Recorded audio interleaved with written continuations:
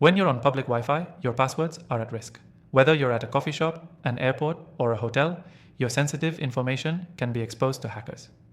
In this video, I'm going to show you exactly how to keep your password safe on public Wi-Fi with a few simple tips, and stick around till the end because I've got a great free trial offer for software that'll make this even easier. Let's dive right in. First off, don't ever connect to an unsecured public Wi-Fi network. Public Wi-Fi is often unencrypted, meaning anyone nearby can intercept the data you send or receive. Look for Wi-Fi networks with a password requirement or a secure connection. Those are your safest bet. But what if you have to use public Wi-Fi? That's where a VPN or virtual private network comes in. A VPN encrypts your internet connection, making it far more difficult for hackers to access your data.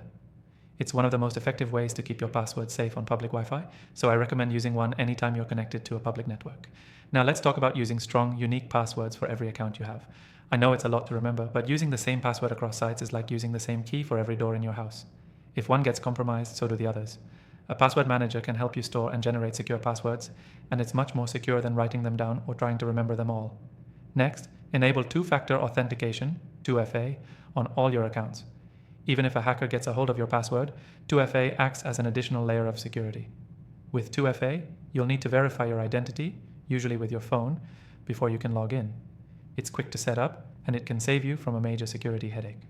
Finally, be careful about what you're doing on public Wi-Fi. Avoid logging into sensitive accounts like banking or shopping while connected to a public network.